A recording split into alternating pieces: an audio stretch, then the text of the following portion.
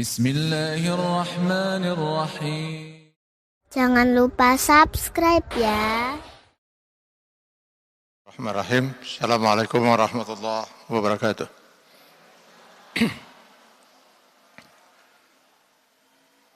Alhamdulillah. Alhamdulillahillazi hadana lil iman wal islam. Asyhadu an la ilaha illallah wahdahu la syarikalah wa asyhadu anna Muhammadan abduhu wa rasuluh. Allahumma salli wa sallim ala rasulina al-karim Muhammad sallallahu alaihi wasallam wa ala alihi wa ashabihi wa man tabi'ahu bi ihsanin ila yaumiddin, amma ba'du. Bapak-bapak dan ibu-ibu, ikhwan akhwat jamaah Masjid Istiqomah rahimakumullah.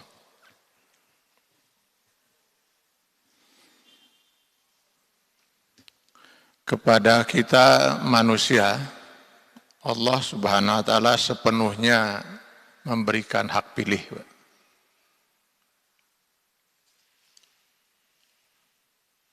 Dan pilihan itu hanya satu di antara dua. Beriman atau kafir.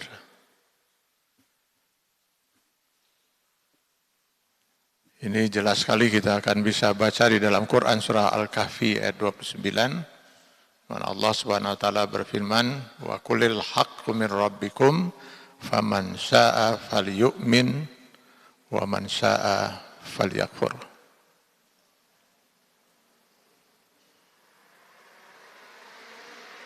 Pilihannya hanya satu di antara dua itu, mukmin atau kafir.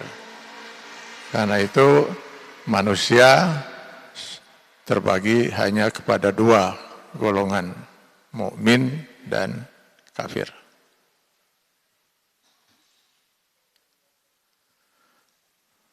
Selama sekian puluh tahun saya mempelajari Islam, ya saya berkeyakinan seperti itu, Pak. Belum pernah saya menemukan satu dalil Quran ataupun sunnah yang memungkinkan ada kelompok ketiga gitu, atau keempat misalnya. Misalnya rada mukmin atau agak kafir gitu. Jadi hitam putih itu. Manusia itu ya kalau mau beriman mukmin, kalau enggak ya kafir. Ya, tidak ada istilah alhamdulillah ya. Orang itu sudah rada mukmin. Oh, sayang betul ya. Orang itu rada kafir sedikit gitu. Bahwa nanti mukmin ini ada tingkatannya, ada yang baru muslim. Ini biasanya diistilahkan oleh para ulama untuk orang-orang mukmin yang baru sebatas melakukan yang wajib, meninggalkan yang haram.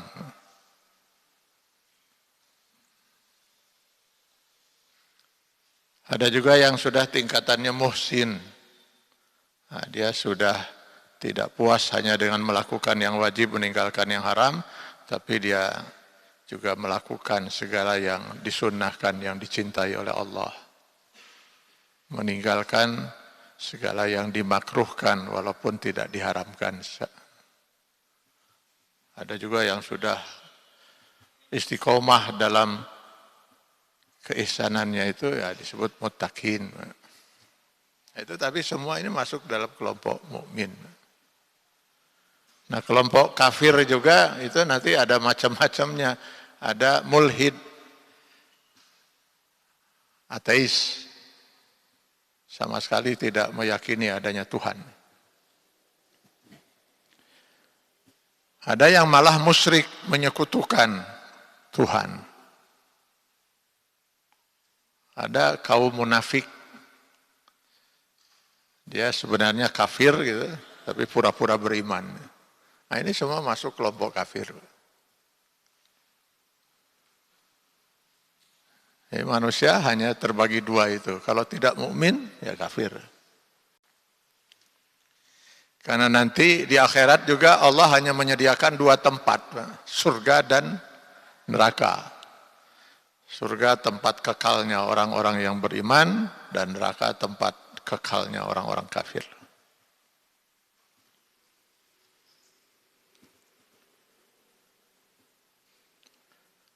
Kenapa saya ingin mengangkat tema ini, Pak? Mungkin ini untuk sekian kali pertemuan. Karena saya melihat makin hari di negeri yang katanya mayoritas muslim ini semakin tidak jelas batasan mana mukmin, mana kafir.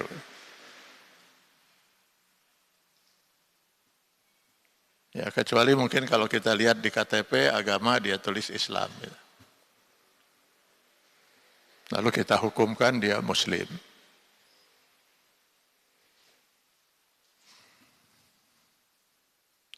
Tidak jelas lagi mana batasan mukmin dan kafir. Mal farqu bainal mu'min wal kafir. Kenapa? Karena fungsi Al-Quran, salah satunya di antaranya Al-Furqan, menurut hemat saya, ini tidak sampai Pak, secara utuh kepada umat.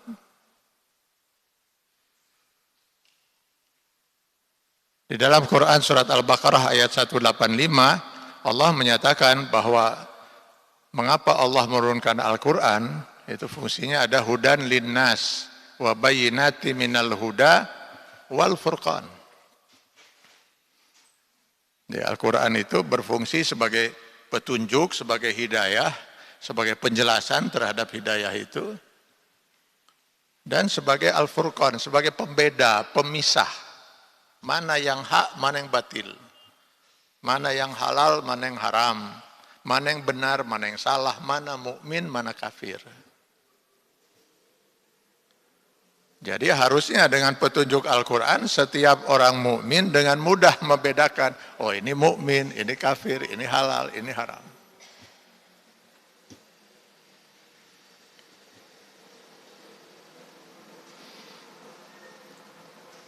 Tapi karena dakwah misalnya untuk menyatakan yang hak itu adalah hak dan yang batil itu adalah batil, yang mukmin ya mukmin, yang kafir ya kafir,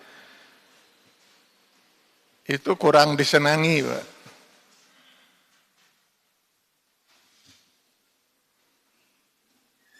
Maka cenderung dakwah kita ini pada umumnya, saya tidak mengatakan seluruhnya, menghindar, terutama pada fungsi Al-Quran sebagai Al-Furqan itu. Atau juga mungkin dia tidak siap kalau nanti dituduh sebagai kelompok takfiri. Ini sekarang ini ada orang-orang yang melemparkan isu gitu ya, bahwa ini orang ini atau kelompok ini adalah kelompok takfiri yang kerjanya mengkafir-kafirkan orang. Nah, biasanya ini muncul pernyataan ini dari orang yang berpotensi memang kafir menurut Allah. Beberapa tahun terakhir ini istilah takfiri ini dimunculkan oleh kelompok Syiah. Sehingga mereka yang menyatakan Syiah itu sesat, Syiah itu kafir, oh itu kelompok takfiri itu. Jadi majelis ulama yang sudah mengeluarkan fatwa tentang Syiah itu sesat dan kafir, maka orang-orang majelis ulama itu adalah kelompok takfiri menurut mereka. Anu tukang kafir-kafirkeun batur gitu. Kenapa? Mereka lemparkan isu itu supaya mereka bisa leluasa kan itu untuk menyesatkan umat Islam. Padahal tentu saja tugas para ulama untuk menyatakan itu berdasarkan Al-Quran, pemikiran orang-orang semacam ini adalah kafir.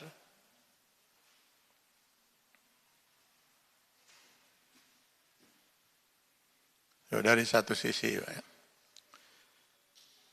dari sisi yang lain kita lihat di masyarakat kita masih banyak sekali praktek-praktek kemusyrikan yang dilakukan oleh mereka yang mengaku sebagai umat Islam.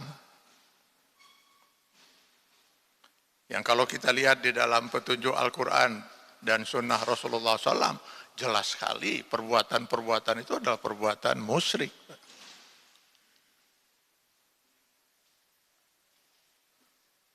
Tapi nyaris tidak tersentuh dalam dakwah-dakwah kita. Karena itu tadi. Beresiko betul kalau itu disentuh, akan banyak sekali yang merasa tersinggung. Ya daripada nanti tersinggung, ya sudah sajalah kita pilih tema yang lain gitu.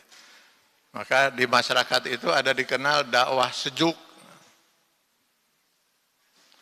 Aduh itu Ustadz kalau berdakwah ya sejuk karena hati.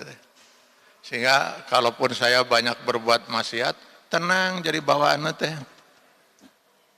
Coba diundang lagi lah itu Ustadz itu. Nah, kalau Ustadz yang itu, yang satu lagi, aduh itu ampun ya Allah. Baru juga 5 menit berdiri di mimbar sudah bicara halal, haram, kafir, mukmin, surga, neraka. Saya pernah mendengar ceramahnya sekali, tilu peuting teu bisa sare itu. Ini mah Ustadz radikal. Coret itulah. Tong diundang deui.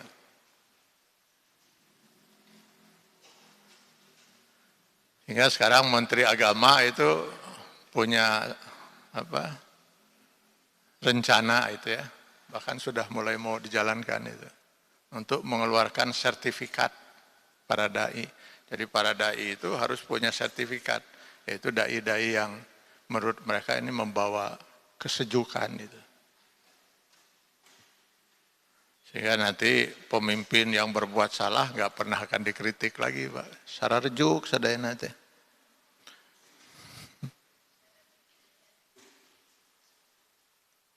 Jadi fungsi Al-Quran sebagai Al-Furqan, bahkan nama lain dari Al-Quran itu adalah Al-Furqan, pembeda, pemisah, itu sudah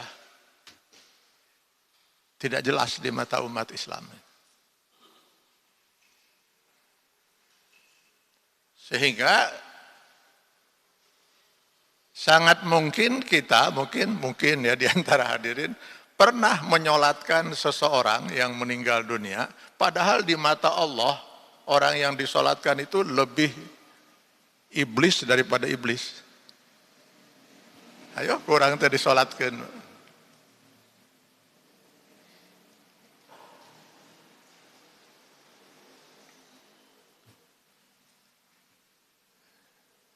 Saya pernah ada 2 orang di Indonesia ini, Pak. Yang satu bergelar Kiai Haji, nggak mungkin saya sebut namanya, Pak, karena sudah meninggal. Yang satu lagi dikenal sebagai cendekiawan Muslim. Ketika kedua orang ini meninggal dunia, banyak sekali, terutama yang kiai itu yang menyolatkan. Kalau saya sebut namanya, pasti tidak akan ada yang tidak mengenal. Saya pribadi, jangankan menyolatkan, mendoakan pun tidak. Karena saya yakin, berdasarkan Al-Quran dan As-Sunnah, yang disebut kiai ini, jauh lebih iblis daripada iblis.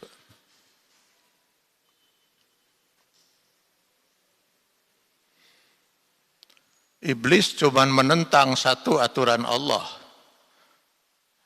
Yang bersangkutan selama hidupnya berapa kali menentang aturan-aturan dan hukum Allah. Bahkan pernah mengusulkan agar Al-Baqarah ayat 120 dibuang dari Al-Quran. Karena menurut dia, gara-gara ayat inilah umat Islam tidak bisa toleransi terhadap orang-orang non-Muslim. Buang saja ini, Al-Baqarah 120.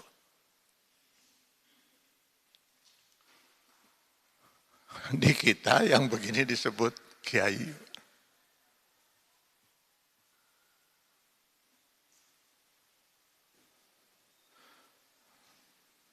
Dulu ada seorang cendekiawan Muslim, itu dikenal betul di Indonesia ini. Suatu ketika dia ingin menikahkan putrinya yang tinggal di Amerika dengan seorang pria Yahudi. Dan dia ingin pernikahan itu dilangsungkan di Islamic Center di Amerika. Tentu saja pihak Islamic Center Amerika menolak. Gimana ini pernikahan apa ini? Jelas sekali di dalam Al-Quran itu dinyatakan bahwa seorang wanita muslimah haram menikah dengan laki-laki non-muslim apapun agamanya. Tapi sang ayah, sang cendekiawan muslim ini kekeh, Pak. Pihak Islamic Center Amerika juga kekeh, nggak mengizinkan. Akhirnya dia tetap menikahkan putrinya di sebuah apartemen. Dan dia sendiri bertindak sebagai wali dalam pernikahan itu. Yang begini di kita disebut cendekiawan muslim. Makanya dugaan saya, iblis itu paling bingung di Indonesia, Pak. Iblis yang asli itu. Bingung dia itu. Dan paling kehel di kayak orang-orang muslim di Indonesia itu. Saya, kata iblis, keimanan selama 80.000 tahun akhirnya dinyatakan gugur oleh Allah Subhanahu wa taala hanya gara-gara menolak satu aturan Allah. Lalu dilaknat oleh Allah. Dan umat Islam juga sedikit-sedikit ikut melaknat. Auzubillahi minasyaitonirrajim, auzubillahi minasyaitonirrajim. Ari si eta, kata iblis itu. Berapa aturan hukum Allah yang ditentang itu? Malah disebut kiai, malah disebut cendekiawan muslim. Meninggal, malah disolatkan. Kehel cek iblis. Kesel iblis itu.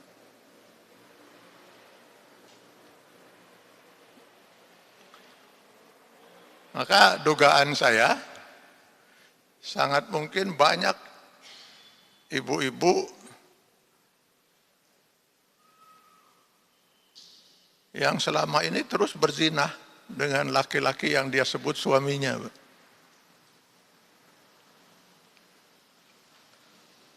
Karena sang suami itu sudah kufur menurut Allah. Menentang satu aturan Allah misalnya. Yang dengan demikian sebenarnya sudah gugur pernikahan itu. Sebab syarat sahnya pernikahan itu calon suami harus seorang muslim.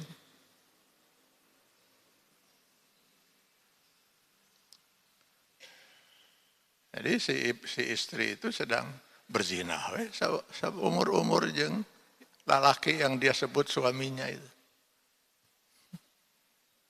Akibat dari ketidakjelasan ini, mana yang batasan, mana mukmin, mana kafir.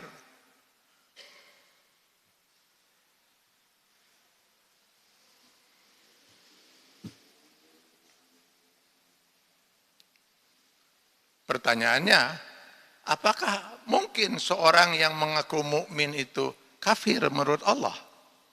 Sangat mungkin, Pak. Silakan baca Quran surat Al-Hujurat ayat 14. Qalatil a'rabu amanna. Suatu ketika datang sekelompok orang-orang Arab Badui. Arab pegunungan, Pak. Menemui Rasulullah SAW dan menyatakan keimanan mereka di hadapan Rasulullah SAW. Amanna, kami telah beriman. Rasulullah SAW sudah siap menerima keimanan mereka. Kenapa? Walaupun beliau itu seorang Rasul, tapi tetap saja beliau tidak bisa mengetahui apa yang ada dalam hati manusia. Karena yang maha mengetahui hati manusia hanyalah Allah, ya'lamu ma fil qulub.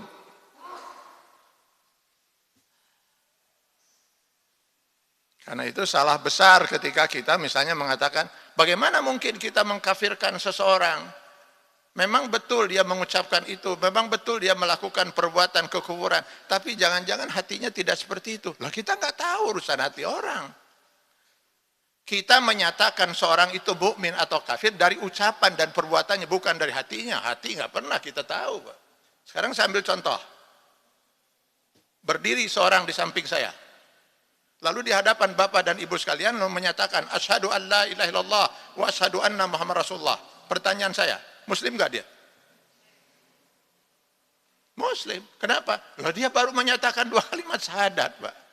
Jangan-jangan dia mengatakan itu karena mau menikah dengan seorang wanita muslimah, bukan karena dia meyakini agama Islam. Ya nggak tahu hatinya, Pak.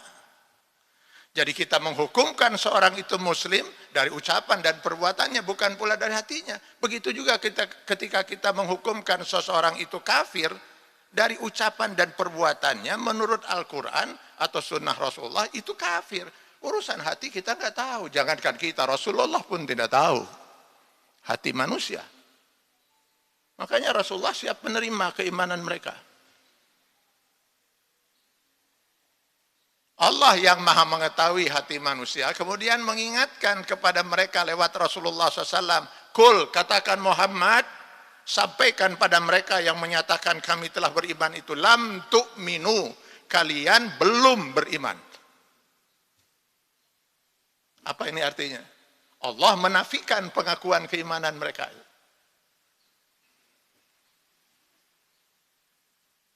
Jadi sangat mungkin orang yang mengaku beriman itu tidak beriman menurut Allah.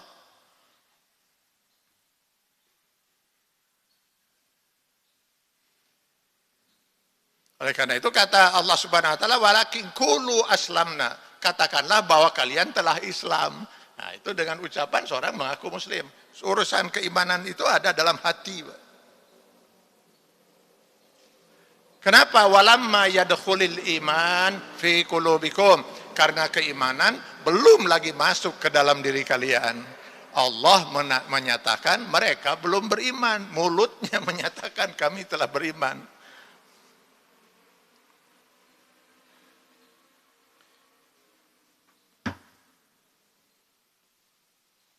Pertanyaannya, lalu yang mukmin itu yang bagaimana itu? Yang mukmin itu yang seperti apa? Allah langsung menjawab di ayat 15-nya, Pak. Masih di surat Al-Hujurat itu.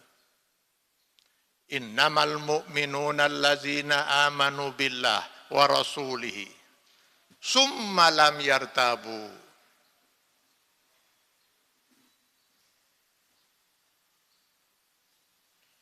Wajahadu bi amwalihim wa anfusihim fi sabilillah ulaika humus shadiqun. Innamal mu'minun. Kata innama dalam bahasa Arab dikenal sebagai adatul hasr. Yang kalau ini masuk ke dalam satu kalimat, maka apa yang disebut dalam kalimat itu menjadi khusus, Pak. Sehingga hadis Rasulullah SAW yang mengatakan innama bu'istu liutammima makarimal akhlak, saya diutus oleh Allah, kata Rasulullah, hanyalah semata-mata untuk menyempurnakan akhlak manusia. Jadi risalah Islam ini akhirnya bermuara kepada pembentukan akhlak.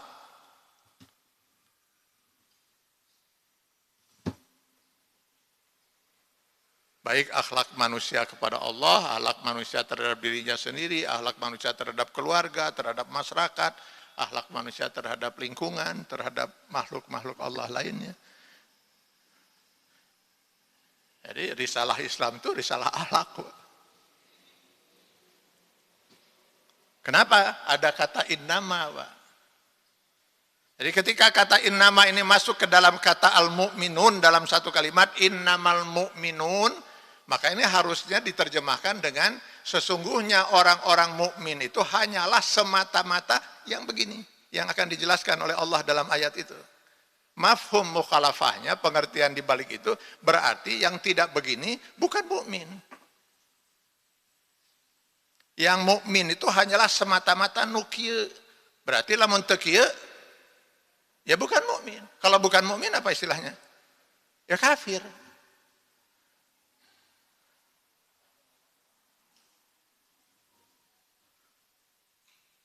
Nah, siapa yang mukmin itu? Allazina amanu billah, mereka yang beriman kepada Allah. Beriman pada Allah berarti beriman kepada 6.666 ayat Al-Quran firman-Nya. Wa rasulihi, dan beriman kepada Rasul. Beriman pada Rasul berarti beriman pada sekian ribu hadis-hadis yang sudah disepakati oleh para ulama memang benar itu hadis bersumber dari Rasulullah SAW. Summa lam yartabu, lalu dia tidak ada keraguan sedikit pun. Tidak ada keraguan terhadap satu ayat pun. Bahkan satu kata pun dalam firman Allah. Atau hadis. Khusus dalam Al-Quran di awal Al-Baqarah Allah menyatakan zalikal kitabul la raiba fi.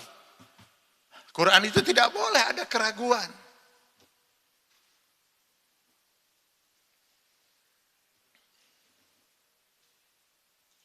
Terima ajaran Islam lewat Al-Quran dan As-Sunnah sepenuhnya atau tidak sama sekali. Seperti saya katakan di awal, tidak ada istilah rada mukmin, Pak. Rada kafir. Soal apakah dia belum mampu melaksanakan ajaran Islam, itu persoalan lain. Tapi soal keimanan, dia harus utuh, Pak. Harus mengimani. Nggak boleh ada satu aturan Allah pun yang diragukan.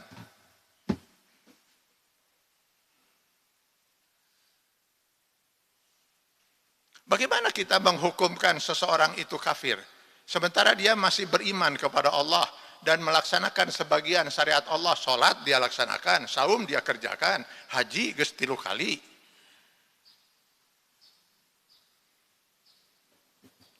Sekarang pertanyaan saya, iblis itu beriman nggak kepada Allah?